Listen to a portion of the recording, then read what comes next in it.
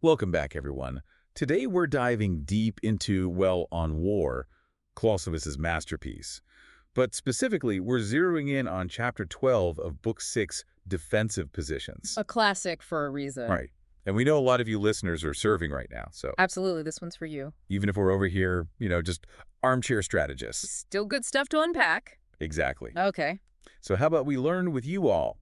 Expert speaker's going to break down how this 19th century thinking, surprisingly, still applies today. It really does. So Clausewitz and defensive positions. He's not just talking about any random spot you defend. Not just hunkering down anywhere. Nope. He's talking about a deliberate choice. A place where the terrain itself works for you. So it's almost like the battlefield itself is a weapon you choose. Think of it like that. Remember Thermopylae? That narrow pass made the Spartans way stronger than they should have been against the Persians. Using the terrain to your advantage. So it's not just holding ground, it's picking the right ground for the bigger picture. Exactly. And he's really big on the difference between the tactical, like holding this hill, versus what it does for the whole war. The strategic side of things. Like, if you're holding a position that also blocks the enemy's supply lines, Ooh, that's got to hurt them. huge impact even if you never fire a shot from that position. You're starving them out strategically. Yeah. Now, he also talks about bypassing and turning a position, and I'll admit, I always mix those up. Sure, so bypassing is like, imagine instead of attacking that fortified position head-on, you cut off its supplies some other way. So it's no longer strategically useful, even if they're still in it. Exactly, they're cut off. Turning it, though, is forcing the enemy to fight on your terms, even if they attack from the side or behind. Oh, okay. So even in retreat, you're pulling them into a bad spot. You're maneuvering them. And he says almost any my position, no matter how well defended, can be bypassed or turned. Wait, so what's the point of digging in at all then? The cost. He's saying make that cost too high for the enemy to even try it. So you're forcing them into a strategic puzzle just to get to you. What would he say makes a really good defensive position then? He compares it to a poker face. You gotta be kidding. It's about hiding your strengths, not revealing everything right away. Not just strong points, but deception too. So using the terrain to hide troops, set traps. Exactly. Like the Viet Cong in the jungle, negating the U.S. firepower with surprise attacks. Terrain really matters, which he talks about, how the type of land should suit your army too. Oh, absolutely. You've got cavalry, they need open ground. Strong infantry, give them tough, close terrain. Plays to their strengths, like the Mujahideen in Afghanistan against the Soviets, all those mountains. It's about using what you've got to the max. Now, this is interesting. Clausewitz on fortifications. He's not all gung-ho about them. Really? You'd think he'd be all about the big walls and trenches. He says if it's too strong, you're not fighting a battle, you're waiting for a siege, which is a whole other thing. So it's not just about how tough your defenses are, it's that they exist at all. Changes the whole game, huh? Mind games matter. That whole deception thing we touched on, Clausewitz is big on that. Tricking your opponent, making them think twice before even taking a swing. It's not just the physical barriers, it's messing with their heads. A good defense, it makes the enemy underestimate you on purpose. Luring them into traps, that kind of thing. You make them look at your position and think, no way is this worth the casualties. They hesitate, that's when you've got them. Okay, but this is all, muskets and horses stuff. What about today? Drones, missiles. How do you turn a position when you can blow someone up from miles away? That's where grasping the idea behind his words is key. It's not literally cavalry charges anymore, turning a position now. Maybe it's cyber warfare, crippling their logistics. So same effect, different tools. You're still disrupting their plans, forcing their hand. Right. Or think about a super fortified base today. Can't just march around it, but airdrop troops behind enemy lines. You've bypassed the whole thing. Modern warfare, but same principles underneath. He's surprisingly adaptable. That he is. And about those lines of communication, a good defensive position doesn't just protect your own errand. It threatens the enemies. How so? Think about it. Supplies, reinforcements, intel. If you can cut that off, or even just make it risky for them. They have to waste resources protecting it, weakening them elsewhere. Exactly.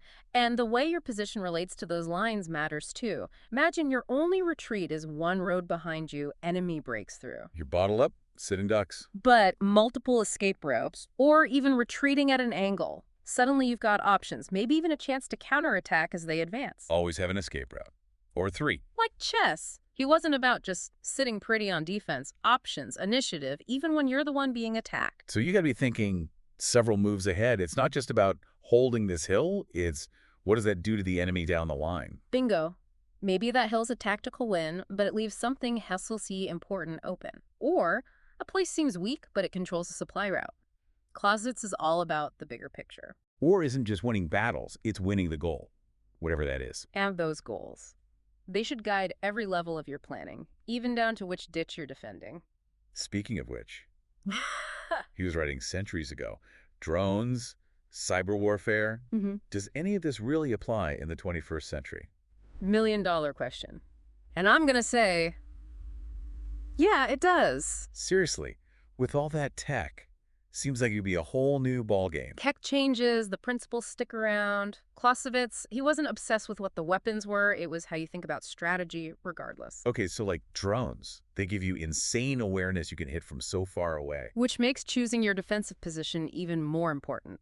Hard to hide troop movements when there's eyes in the sky 24/7. So surprise is even harder to achieve, but more valuable. You've got to be smart about it. Use that terrain, hide what you can, create bottlenecks. You're not abandoning defense, you're adapting it. And not just the physical terrain either, right? You've got the electromagnetic spectrum, cyberspace. It's all a battlefield now. Exactly. Fortifying a hilltop is one thing, but your networks, your data, that's going to be locked down too. It's multi-dimensional defense now. Clausewitz gives us the foundation. We got to get creative with how we build on it. Like, he gives you the tools, but you're the one who has to use them, right? Now, there was this one point he made really stuck with me. A good defensive position, it's like a poker face. Hide your strengths until the perfect moment. Poker face? How do you even do that on a battlefield? You don't want to tip your hand too early. Keep them guessing. Make them not want to attack. One way, make your position look weaker than it is. So you're bluffing. You might leave a flank kind of open, make them think you're low on troops. Isn't that dangerous, though? What if they call your bluff? Calculated risk. Remember, we're trying to lure them in. Maybe that flank is weak, but you've got backup hidden, ready to pounce when they least expect it. It's all about messing with their heads. Make them doubt their own intel. Exactly. And this ties back into fortifications. Yeah, they're useful, but he warns against relying on them too much. Why do you think that is? Well, they can't move, right? You build a fortress. The enemy knows it's there. They plan around it. You get so focused on your fancy defenses, you miss the bigger picture. Fortifications, tools. Strategy is knowing how to use them. Don't get stuck in one way of thinking. Got to be able to adapt. Exactly. Now, we've talked a lot about the physical stuff, the land, the walls, the supply lines. But Clausewitz, he also talks about the mental side of defense. And he thought that was really important, right? Crucial. Maybe even more so than all the physical stuff. Because at its core, war is a battle of wills. So if you're on defense, how do you get in the enemy's head? You make them believe attacking you is going to be a nightmare, not worth the trouble. They look at you and they just know it's going to be a bloodbath. So they don't even try. You've won without firing a shot. Deterrence. You make them pick a different fight. And that comes from a few things. A good position, yeah. The element of surprise, always. But also, showing them you're ready to fight like hell. It's not just the defenses, it's the attitude. Exactly. Even Clausewitz, he knew there were downsides to being on the defensive. It's not all sunshine and roses. What are some of the risks of focusing too much on defense? Big one. It can make you passive. Passive how? You're reacting to the enemy, they make a move, you respond. Always a step behind, trying to guess their next move instead of making them guess yours. You lose control of the pace. Exactly. And that is super dangerous. They start dictating how the whole fight goes. So how do you avoid that trap? You remember, defense isn't the goal. It's a stepping stone. So even when you're on the back foot, you're looking for an opening to go on the offensive. Keep them guessing. Make them feel pressured even when they think they're winning. Defense becomes a setup for a counterattack. There you go. Another risk. This one might seem obvious, but it's huge. Morale. Constantly being on the defensive, it grinds people down. They start feeling trapped, like they're barely holding on. And that can destroy an army from the inside out. So how do you fight that? Communication. Your people. They need to know why they're out there. That they're not just holding a line, they're part of something bigger. Give them breaks. Celebrate the small victories. It all adds up. Good leadership, reminding them they matter. Now, even with these risks, Clausewitz still thought defense was the stronger form of war overall. He did. Sounds crazy, right? Kinda. Why do you think that? What makes defense so powerful? A few reasons. Number one, you get to pick the battlefield. You decide where the fight happens, hopefully somewhere that helps you and hurts them. Spartans, back at it again. Exactly. 2, you know the ground. The enemy's coming into your world. You know all the shortcuts and hiding spots. Home field advantage. Huge. And lastly, there's something powerful about defending your home, your people. That's a strong motivator. Way easier to fight for something you actually care about. Right.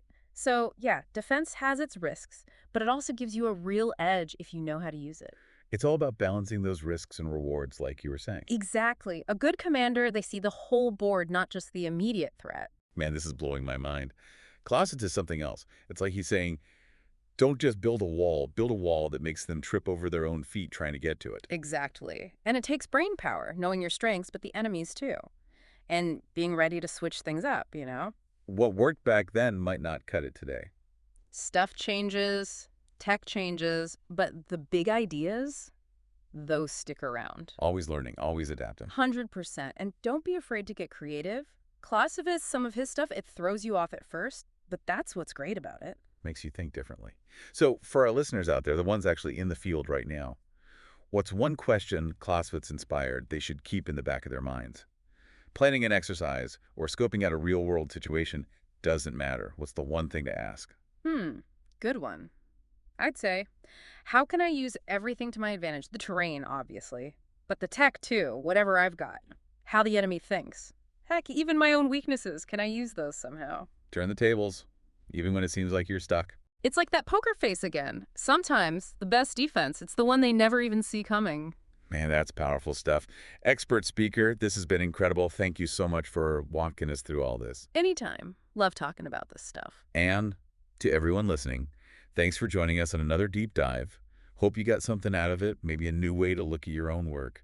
Until next time, stay curious, stay sharp, and remember, the best defense, it's often a well-planned surprise.